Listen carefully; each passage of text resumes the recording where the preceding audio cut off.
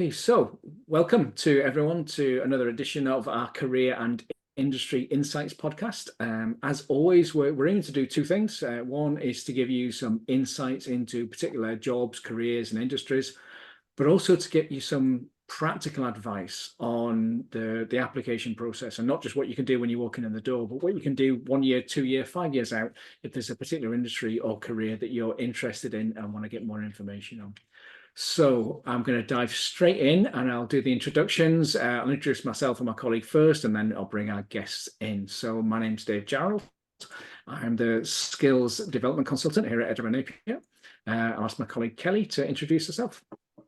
Hi both, my name is Kelly Dawson and I'm a career development consultant here at Edinburgh Napier, and I particularly work with our School of Computing, Engineering and the Built Environment. Thanks, Kelly. Max, can I come to you first and ask you to just introduce yourself and tell the students a little bit about what it is that you do? Yeah, very good morning, everybody. So my name is Maxime Biret. I'm the H100 distribution manager working for a company called SGN, used to stand for Scottish Gas Network. We are basically looking after the gas and green gas network across Scotland and southern England. And basically my project is SGN is leading in a number of cutting edge projects throughout the UK. And basically I'm one of the managers that looks after a project called the H100 project, which is a world first green hydrogen project where we're going to supply customers with 100% green hydrogen in Leavenworth, so just across the water from Edinburgh Napier University. And yeah, that's me. Fantastic. Thanks, Max. Thanks for joining us. And Ayisha, can I ask you to tell us a little bit about who you are and the work that you do? Thanks, Dave. Yeah, my name's Ayisha. I've worked in the utility sector for about 15 or so years. Currently, I work for a company called Aqua Consultants. They are an engineering, asset management and commercial consultancy that work right across water, gas and power and the environment sectors as well. And I work in the strategic advisory team. So that could be working with a water company, gas company, power company, advising on various different things, typically quite strategy focused. And I've got a varied background that's been working in and out of skills for quite a long time, working with graduates in this consultancy area as well. So very pleased to be here and thank you for having me.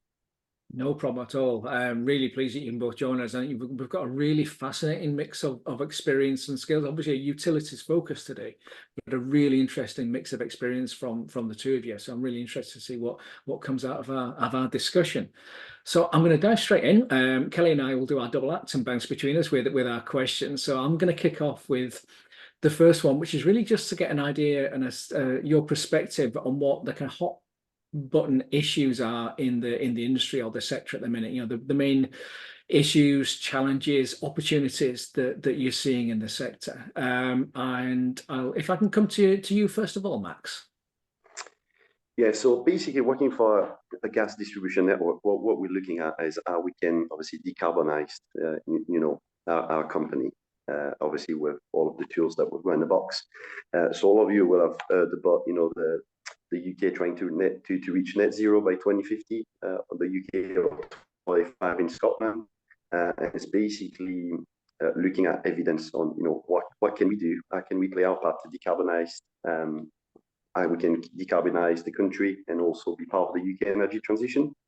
So as I said, there's a number of cutting edge projects that's taking place across the UK. Our project is the H105 project, where, as I explained before, we're going to supply customer with green alternatives, 100% green hydrogen to heat their homes. And basically, what we're trying to do is provide the UK government, with evidence, for them to make their heat policy decision in 2026, and showcase that there is other alternatives, out there. Obviously, there's electrification, heat pumps, renewable energies, and hydrogen is one of the vectors, in the space, maybe, for home heating or for, industrials as well. So where we're quite fortunate in Scotland, Scotland has got a unique opportunity, with all of the offshore wind, for example, that we've got the hydro, where we've got a lot of excess electricity that can be utilized. I will go and touch on to wasted wind, for example, as one of the solutions. But we've also got a lot of water. It rains a lot in Scotland, which was quite good for our electrolysis process. And basically what we've got in Scotland, and looking at the gas distribution network, we've got a pipeline there that can move the converted energy. So moving it from electricity to a fuel cell, i.e. hydrogen, to customers or large industrials. So that's really what we're doing in the space. Obviously, there is a lot of challenges when we look at decarbonizing the energy transition, and what's the best and most efficient way to decarbonize the grid. That's either the electricity grid, the gas grids, and obviously one of the example I can give is turning that wasted wind energy, especially in Scotland, all of the electricity that gets produced, but obviously you can't use it, into something, into another energy vectors that you can store physically. That's either in the gas distribution pipelines or caverns or the alternatives for, as I say, or meeting or would be transport, industrial. There's a lot of vectors there in the space that. I think that's fascinating. And what I found really interesting with that is that you're driving policy through practical action. It's not just theoretical policy debates, but actually through the work that you're doing, you're driving the policy agenda. Fascinating. Thanks a lot, Max. Ayisha, from your perspective, what's the big issues at the minute? Well, we've talked a little bit about energy and gas, so I'll try and give water a bit of airspace as well. And I think more so recently, from a lot of the challenges that we're facing in water, you've got the same issues around decarbonisation, absolutely, and that journey to net zero. And part of putting hydrogen in the network also considers how water's used in that process. But some of the other kind of key issues around the changes in weather that we've seen, there's a lot of flooding around the UK. How are water companies sort of responding to that? What's the emergency response? And how we can get better at that. There's also this constant balance of supply and demand for water, trying to keep bills low for customers, but also produce enough water supply to meet the demanding needs. There's a big consideration around leakage and trying to reduce leakage. There is annual targets and things that Ofwat will set water companies that they need to meet. Some are exceeding, some are not. So there's this constant challenge and search for innovative ideas of how to reduce leakage. And then there's a big ticket one that's not just in water, it's probably across the piece in utilities. And that, I would say, is digitalisation.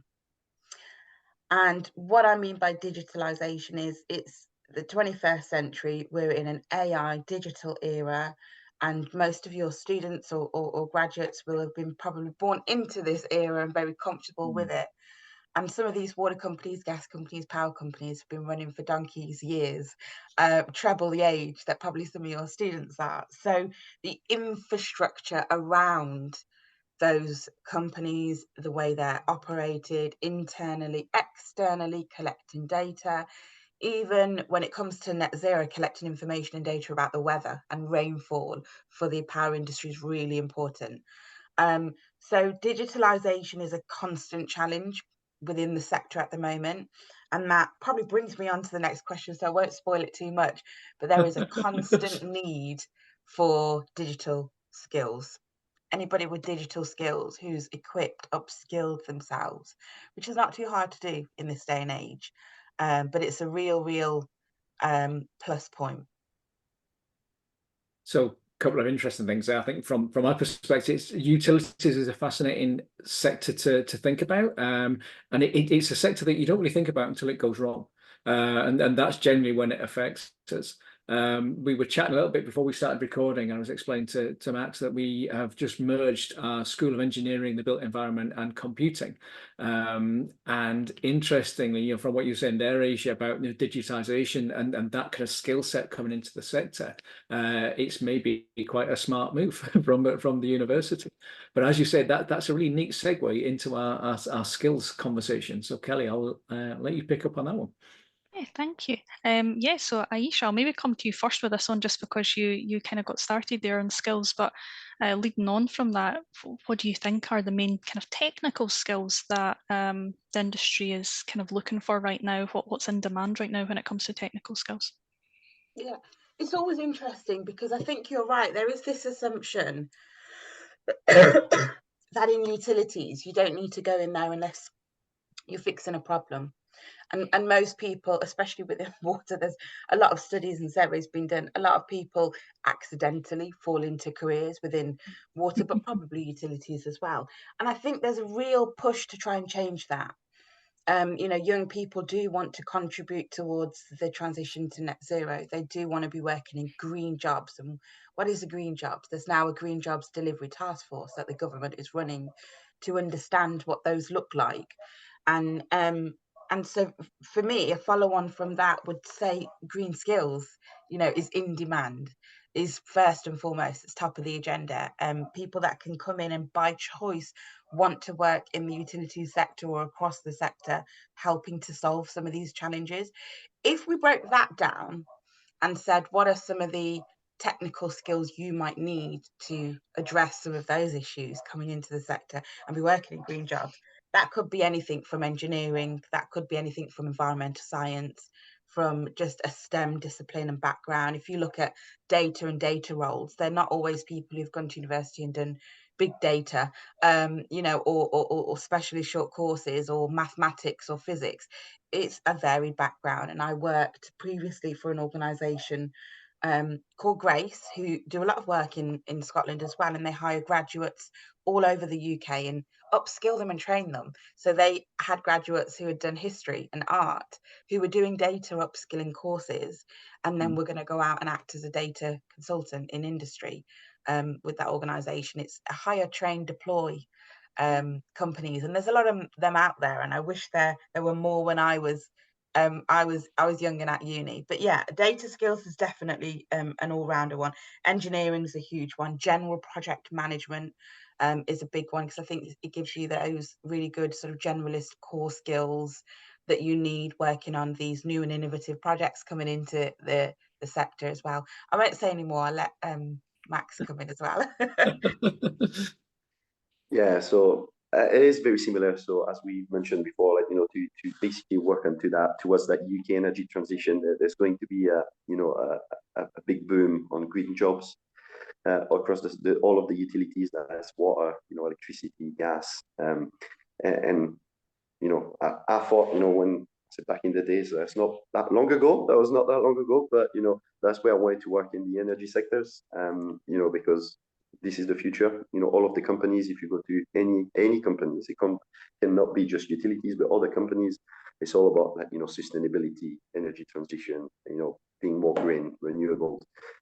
So there's a big demand there for technical skills and if I speak more in the green gas sectors, which is also influenced by the industry focus on sustainability, renewable energy, environment, you know, with specific skills that will depend on the sectors that you're working on. But the trends, I think, are quite similar across you know, all sectors. If I take, obviously, I won't go back in engineering, but obviously there's a big, you know, engineering demand there. You know, at the school I was following energy and renewable energy engineering at the time. You know, thinking that that was going to be the only thing I was going to do. Now I do also mechanical engineering, I do civil engineering, I do chemical engineering. So it's not because obviously you on that one branch that you want to expand. You know, the engineering pool, you know, that the pool of people that we're looking for is people that are competent in different skill set within the engineering. Obviously, project management, that's one of the key ones. Obviously, it's a fast growing economy. There's a lot of projects that are taking place, you know, to prove that, you know, we can do it. We can reach net zero by 2050. So there's a, you know, shortage there of project management, you know, for the young people there coming in on planning, data analyzing. That links back to, I think, what Ayisha was saying about, you know, the aging assets that we've got, perhaps, you know, and about, for example, quality assurance and control, safety. Those are the type of skill set that you know, I think we're looking at, making sure that we've got reliable and safe networks. not just in the gas, but the water industry, electric industry. Compliance, because at the end of the day, we running through frameworks, regulatory frameworks, government, and we need to make sure that we comply with all of the policies out there while trying to influence them. And looking into a bit more of the green gas job, there's going to be what we can say on the news about hydrogen, that's either for home heating or industrial, on hydrogen production. And I think that's obviously not biased at all, but I think this is the next big boom, within the energy transition. So I think this is the place to be, looking at, electrolysis technology, fuel cells, biogas, for example, so on anaerobic digestion, energy conversion, for example. But also you've got also all of those renewable energy, so solar, wind, design kind of skill set that you need to be able to design, install, maintain or operate it and maintain it as well. That's great. Thank you both. That was really fascinating just to hear the wide range of technical skills there, because I had a few in my head that I thought you were going to say, but just how broad that was there was amazing, and so many of those skills and those kind of those areas that our students are studying here at Napier as well, which is great to see. Dave, I'll pass back to you now for our next skills question. Yeah, thanks, Kelly. And yeah, that was really interesting. And what it really brings up for me is the flexibility, is the fact that, yeah, it isn't just a skill and this is my thing and this is what I do, but it is that real blend, which does lead us neatly into the more kind of soft skills side of it. So soft skills, human skills, core skills, whatever we want to term them. It's something that we have quite a focus on at Napier, and it's my particular remit. So we're interested in what project management, and you both mentioned project management, and that's a really interesting, I think, bridge into this, because there's obviously lots of technical frameworks around project management, but in order to be effective, it's then about team management, time management, all of the other kind of things that build into that. So really interested from your perspective, what you see as the key kind of soft skills that either support people to deliver their technical skills or just support them in general to be effective in their time, in their careers as they work in teams and work in organizations. I'm going to come to you first, Ayisha, I think, because again, I know you've done lots of consultancy, you've worked in a lot of areas. So I'm interested on your perspective, particularly on this. I had to rank them. I'm going to try and do something different. We love a list. I say the same sort of ones all the time. And I've seen lots of things as well floating around LinkedIn and being published on the top new 2024 soft skills that are needed. And I think it's really interesting, actually. But I rejig them around. But I think creativity should be at the top. And what I mean by creativity is is being a bit fearless as well, not being afraid, even at that age range, to come in and be creative with your ideas and be able to communicate them. So it's great having a fantastic idea. It's great wanting to contribute to a project, but being able to communicate that, put your hand up, say it, and keep that buzz going is a huge asset. I'm someone I've not necessarily got. I took from my own experience a big technical background. When you say, kind of worked in engineering or asset management or an environmental scientist, I'm a bit of a generalist. But one thing I will say, or people have fed back, is there is this constant feed of ideas. And that's helped me get far in my career. So I definitely say that's a huge asset. It's needed now more than ever across the utilities with the challenges that we face. Number two, for me, and I won't go to all five, Max. Sorry. Max. Yeah, I'll do three. Number two for me would be critical thinking. And that kind of comes with your all round, jumping into projects, helping manage projects, being able to solve those challenges. So it's not just finding the problems that we have, it's find the problems and some solutions. And if you've not got the answers, go and find someone who has got the answers. So just being able to think on your feet, think quite critically, and do that continuously. And then the third one probably ties into the first again. I'd say it's communication. Everything else for me, you can learn, and you can learn and you can absorb. But if you can creatively output what you've learned or what you know, you can communicate it effectively and you can think critically, you can probably do most things. That's my take on it. Oh, that's fantastic. Thanks. Max, creative and fearless. That sounds like hydrogen to me. Indeed, indeed. If I'm honest, I haven't ranked them, so I'm not that organized. But the first one I had, roughly in the top of the list was, innovative or innovation and adaptability. That's one of the key ones for us. Looking at improvement opportunities, especially if you're looking at the working towards those green jobs, the energy or the UK energy transition. I think that's it's a key one to have. Those are a key one to have. Being flexible, looking at new technologies, seeking solutions like new solutions, because again, gas, water, electricity have been there for a long time. So there's a lot of room for improvements, and we're looking at decarbonizing all of those networks.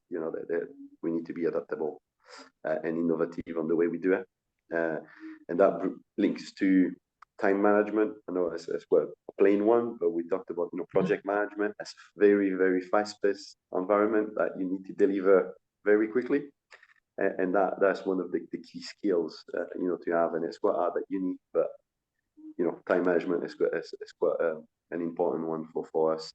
And linking into that, really problem solving. It comes in linked with innovations, but problem solving is quite a big one, because there's a lot of that out there. There's hundreds of years of history that we need to be able to analyze and resolve problems and come up with new solutions. And if I go back to the grid, like the energy grid, is very, very complex. The UK energy grid is very complex, and having that skill of being able to solve problems, looking outside the picture, changing mindsets. If you look at all of the green jobs, most of them is for young people that inspire to make a difference, make a change, and being able to demonstrate that you can problem solve and analyze the problem and execute it is invaluable. And for me, the last one was teamwork and collaboration. Something that obviously you can do at uni, but you won't be able to do it on our own. And Ayisha will agree with me. It is a huge team effort if we want to reach our net zero by 2045 in Scotland, 2050. It is going to be a cross-industry effort. There's no doubt about that, and that's where teamwork, collaboration is quite key. That is either between colleagues, contractors, external, because you need to be able to challenge policies, if you want to make a difference, challenge current standards, current ways of thinking, current way of working, to make it work for the company that you're going to work for. So for me, that's the main soft skills that you'll need. That's fascinating, and what really comes through for me is sort of like creativity and problem solving, and the fact that the sense of it's an exciting sector. It's like it's a new frontier in a lot of ways. As you say, there's a lot of history to the utility sector, but we seem to be on a tipping point now where it's a whole new landscape, a whole new future, and it really is sort of like pioneering approach to where we go next, which is really interesting, and I think really attractive to a lot of students coming out of university. So with that, Kelly, having identified how attractive a career in utilities is, let's talk about how candidates can shine and how they can make the best of their opportunities. Yeah, this is almost my favourite question in the podcast. But yeah, I think Ayisha, I'll come to you first, I guess. Yeah, and I think a lot of students say to me, how can I stand out to employers? And for you, what makes a strong application? What are the things that students can do to kind of stand out when they apply for roles? So there's a couple of things. I think there's having your degree is great. Having an academic background is absolutely great, but being able to tell someone an example of when you've used that competence, it doesn't have to be you've used that knowledge, but you've used the skills that you've learned, whether it is data skills, technology skills, engineering skills. You've used it for something. You've used it for a society. You've used it for a project at home. You've used it to build something. You used it to do some volunteering and help in the local community. That is your first step, I think, if you've not got work experience necessarily, in being able to say, here's my experience of using the skills that I've learned, and not just the fact that you've got a bucket of academic skills and knowledge. So that's number one, and it's something that I always used to look for when I was working with graduate consultants. It's how have you utilized that knowledge that you've got, and how have you found ways to do that? So the other thing that ties to that, I think, is hunger shines through. And when I say that, I mean, out of 10 applicants, there'll always be, and this is increasing more and more as I've seen over the last 5 years, there'll more and more so be those 2, 3, sort of 20-30% of applicants who just shine through because they have creatively thought to do that, and that, to add to their bucket. And that could be a short course. It could be project management qualification whilst they was waiting for a gap. It could be they went and did some data skills and acquired some more knowledge there. They've done some short certifications. It could be they've gone and done work experience, an internship, volunteering.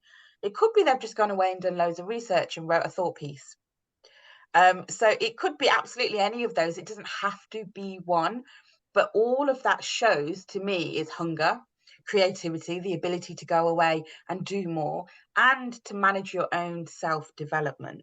Because I think what's really important at that stage, even now as we're bringing graduates through in Aqua consultancies, one of the important things is when you come in, we can give you all the tools you need, but are you able to manage your own time and develop yourself using short courses, training, qualification, materials, along with do a day job? So you've got to be hungry, because the pace has increased from when I was a graduate. The requirements have increased from when I was a graduate, and the outputs have probably increased as well. If you're going to come in great, we want to see great, and we want great to be delivered as well. That's great. Thanks, Ayisha. And Max, coming over to you. Like how can the students stand out for you? Yeah, it's quite hard. Especially now. Obviously, I never had AI. I'm not that old. That was 10 years ago, but there was no AI. So, the first thing I was going to say for people, I know how difficult it is. You come off, Ayisha mentioned it. You come off your degree. You practically don't have any, work experience or minimum work experience placements. It's really to tailor your application to the company that you want to work for. And you need to be able to stand out. So that's where that those skills of creativity, innovation, comes in there, because realistically with AI, everybody will have a similar application. There will be similar CVs, and you just need to outshine other people, and that's either by creativity, innovation, or basically be able to interface on your skill set, soft skill set, or the technical skill set that you've got. Perhaps you don't have the work experience, but as Ayisha mentioned, showcase your achievements. If I take my personal example, before I had my job with SGN, after a few jobs, but prior to that, to go in the job ladder, you had to demonstrate that you went in and done courses, not just a degree, but courses or internship, right, left, and center. Be part of, and that's where I loved about Napier Uni was all of the societies, the clubs, sport clubs, or other clubs that you've got, taking a lead on. We go on about project management, leadership, being a secretary or treasurer or president of a club, that you enjoy doing. All of doing the teamwork, the collaboration, and when you go to those interviews and you perhaps don't have the work background, you can demonstrate that actually this is all of the things that I'm doing actually, and we talk about management and says this is the success. We've grown the club, we save money. It's small things, but actually when you reflect back and look at what you've achieved by being part of a club or done an internship, it's really to put that across, because all of the candidates will have the same, everybody will have a degree, or most people will have a degree. Everybody will have a bachelor honors degree, master degree, PhD degrees, but it's what do you bring to the table? That's not, obviously you bring your degree and your skill set, but what else do you bring to the table? And really, the last one for me is show the enthusiasm. As Ayisha mentioned, you need to be hungry. When you've got those opportunities for interviews, you need to put across that you're hungry, that you want the job, you are the best for it. That's, to me, that's the main one, because people will remember people. The hiring managers will remember the people. They won't remember your CV. They won't remember your cover letter. They will just remember you as a person. Yeah, I love that, and hunger shines through. I've written that down. That's going to get underlined. We're going to use that. It's a really good way of just putting it through. And you're right. It's just there's something that just shines through, and you can just pick up on. You can't always necessarily see it or touch it or feel it, but it's it comes through. So my final question, I'm going to bring us to an end because I think we run up against time. But my final question is to ask you, if you were to cast yourself back, for some of us it's a lot further than others, if you were to give advice to your 20-year-old self, what would that be? And Max, I'll come to you first. Younger self. Cool. So I think one of the first one, if I put myself back in the shoes of me at Napier, Merchiston campus, trying to go in the job ladder, looking for jobs. I think that the first one was to follow your passion. Obviously, yes, sometimes it's hard. People go for a degree, they don't really know where they want to work towards. Just find something that you really like and just follow it. Just go for it. You will make errors. We all made errors on the way, but just commit for it, and you will know if that's really what you want to do. Alongside you obviously continue to learn. It's maybe not just a course, it's volunteering on the side, doing activities, just be curious, want to learn, and seek mentors. There's a lot of very experienced, that's not something that I've done and that's why we'll go back in time to change it.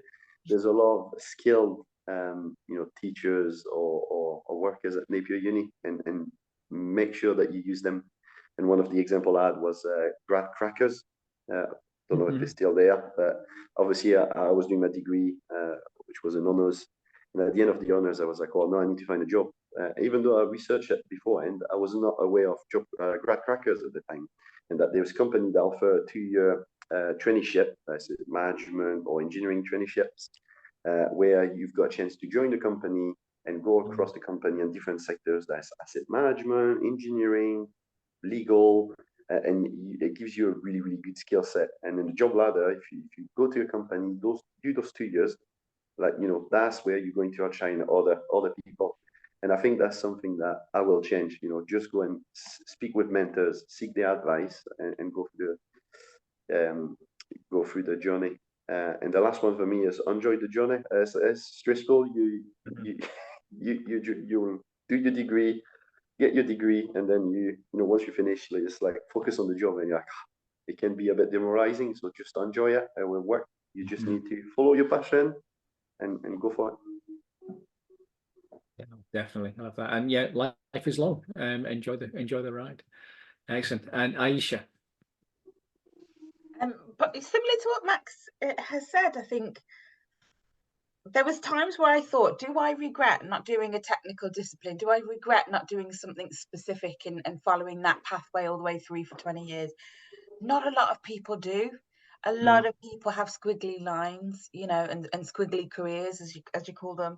So similar to what Max was saying, I think for me, it wouldn't change actually if I went back. I would still do youth and community development as a degree, which is what I did, and probably end up where I am today. One of the things that I would do is take advantage of the organisations that are popping up now to really support and attract graduates to specific sectors and roles. And I mentioned one of them, Grace. There is lots of others. They are hire, train, deploy, and they specifically hire graduates and will bolster on and provide 5K, 10K worth of training in change and transformation, data and technology, IT and software engineering, for example. You choose a pathway. It's a bit like a graduate program, and you then complete all these ad hoc badges, training, qualifications, Salesforce, SAP, Udemy, the things that are important to employers. You will get badged up in them, and then you're supplied kind of as a junior consultant. And I think it's just such a great way. I might be a bit biased, but I do think it's such a great way to get invested in and trained up even more whilst you're earning money. B, to get a short taster, because you do 6-month placements in, like Max said, legal, pharma, insurance, utilities. So to have a taster of different sectors, and C, to learn on the job where it's a safe space because you're in an organisation that primarily focuses on the career development of graduates, in that kind of consulting field. So I would look to do something like that if it was available and I went back. And the second element is probably just tied into what you guys have already said, is enjoy it. It goes in such a quick time, it goes in a flash. You've got the rest of your life to be working. Enjoy it, make the most of it, network, keep your contacts. And as you set foot into work, and you move your network from you move yourself into an environment, try and create that network there as well. I think that's where a lot of people struggle when they first set foot into employment. It's my network was all academia and it was all peers. So when you move into, let's say, the utility sector, there are memberships, charterships, mentoring services. There's the Women's Utility Network within the utility space. There's Institute of Water, there's Chartered Institute of Waste Engineering Managers. You know, there's lots of membership organizations where you can meet other people, network, and build that kind of peer-to-peer support system that you may have had in university. Thanks a lot for that, guys. I mean, it's interesting how many sort of similar responses we've had to that question, but also what you give us some of the stuff that is very similar, but some really practical insights and ideas there as well. So that was absolutely phenomenal. I just want to say thank you very much for joining us and for your time today and for sharing your experience and your perspectives. Kelly and I were really looking forward to this session because we recognize how sort of the diversity of your experiences and how forward-looking you both are in the work that you're doing, and this is absolutely not disappointed. So I just want to say thank you very much for your time and for sharing everything that you shared with us today. Yeah. Thank you for having me. Thank you very much. No problem. Thank you. Thanks very much, guys.